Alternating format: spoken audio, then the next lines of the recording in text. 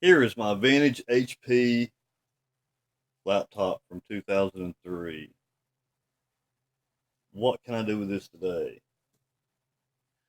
I know.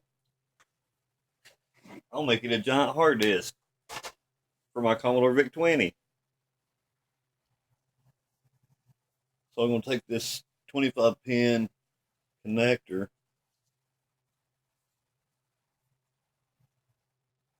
and solder at various places this little telephone wire and connect that to this via the serial port right there.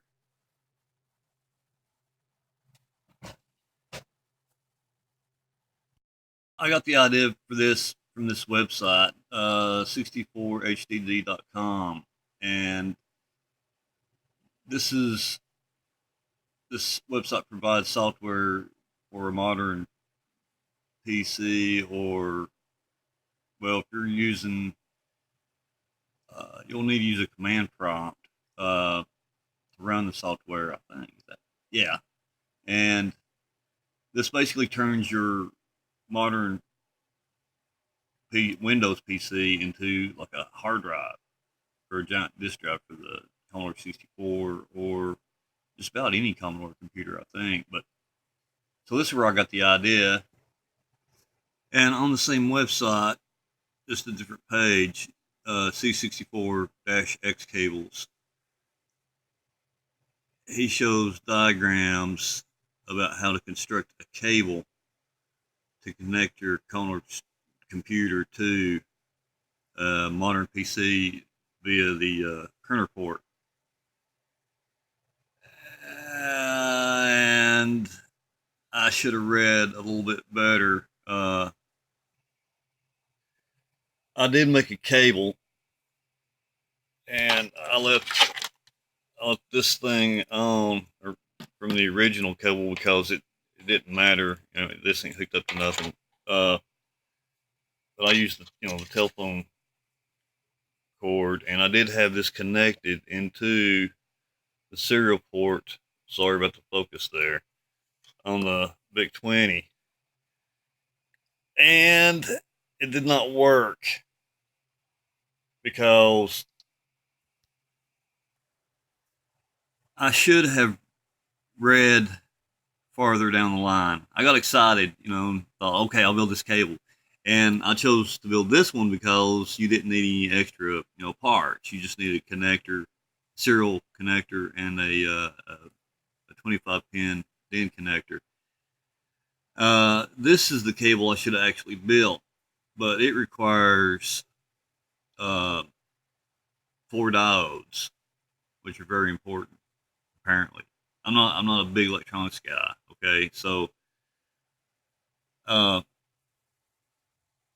this port, you can only use this pre PS2 computers. I found out later,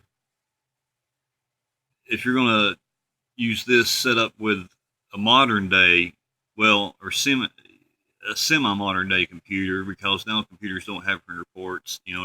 Everybody uses USB ports, but you'll have to use this one for post PS2 forward computers. You'll have to use the connector that's got the 4 diodes in it.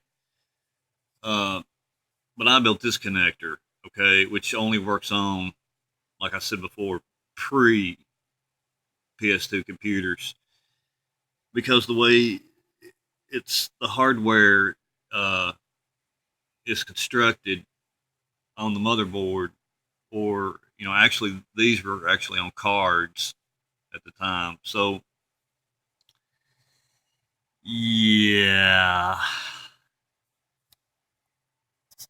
So after that debacle, I found this on eBay. It's a it's a already made cable that does exactly what I want it to do, and it's pretty cheap. And so I got one, and hopefully it'll be here in a couple of weeks or whatever. So it's possible that I have messed up my printer port on this laptop. And it's also possible I may have damaged the serial port on this VIC-20. I hope I didn't, but I'll find out. This has kind of become like my test machine I'm using to test, various things on before I get the Commodore 128 going. And like the connectors did come in. This is a female connector. I'm sorry. This is the female connector. This is the male connector. I put them together so I could get the shell off, and I'm using this pencil to widen the flex area here so it can go on to this. Because like I said before, I want to connect the female DIN connector to the end of this so it will plug into my custom made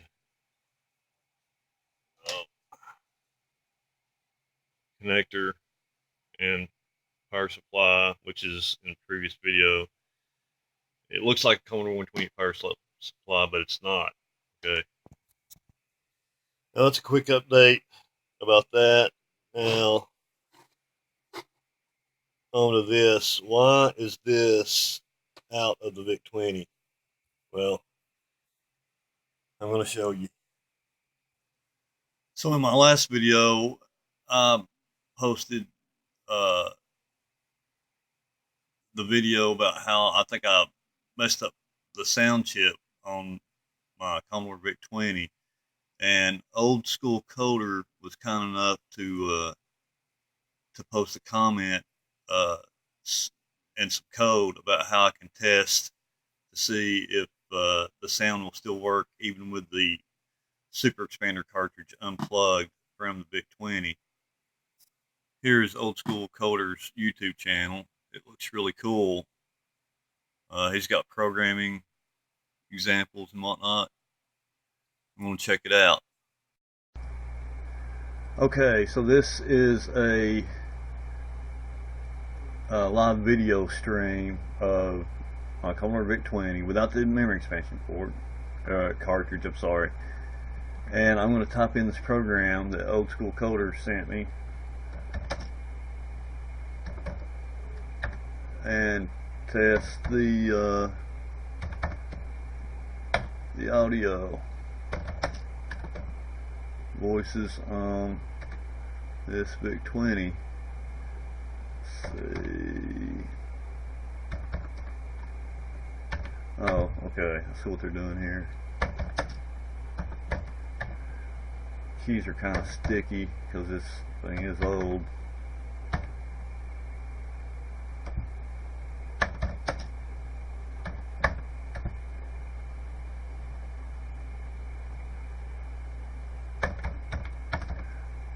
Oh.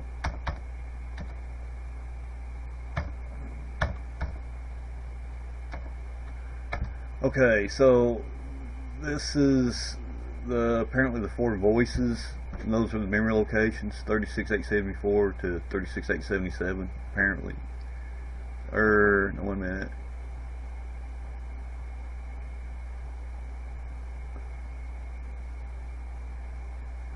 Yeah, okay, and apparently this is the volume.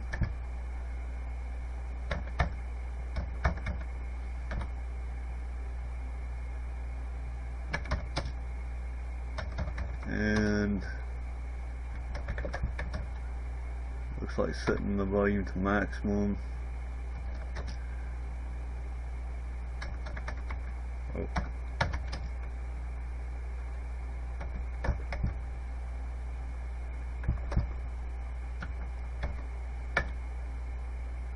So that's the second voice.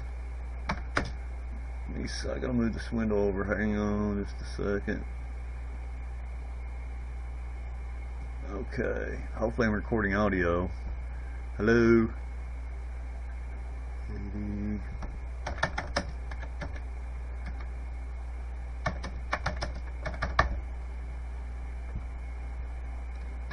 Took away.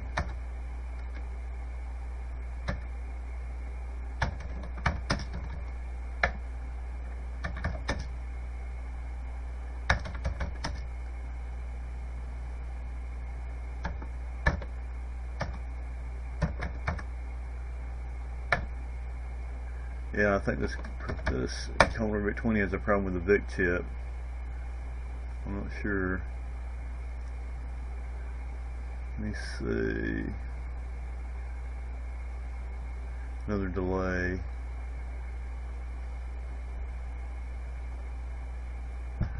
Okay.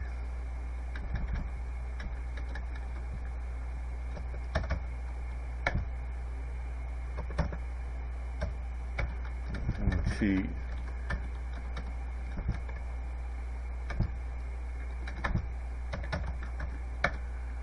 Okay, let's see. It's to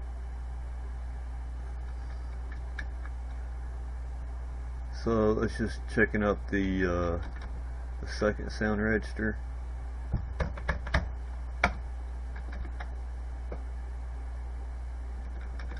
Yeah, my VIC chip's definitely got problems, looks like. Let me see, 215, 167, 238, okay, 0. And turn the volume off.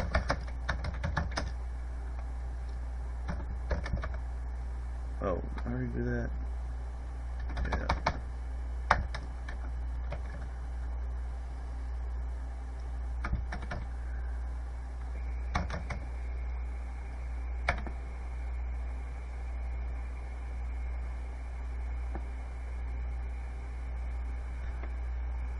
Didn't do anything. Let's check the other. Just gonna change this variable here. Okay. So it's definitely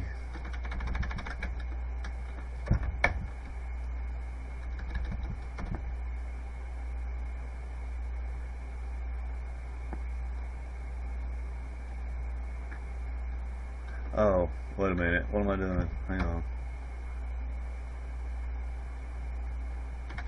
Oh, it'll be easier to do this. So this is, I'm changing it to the first voice.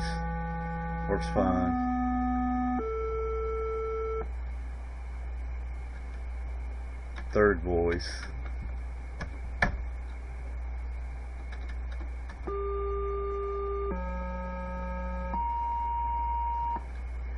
Fourth voice.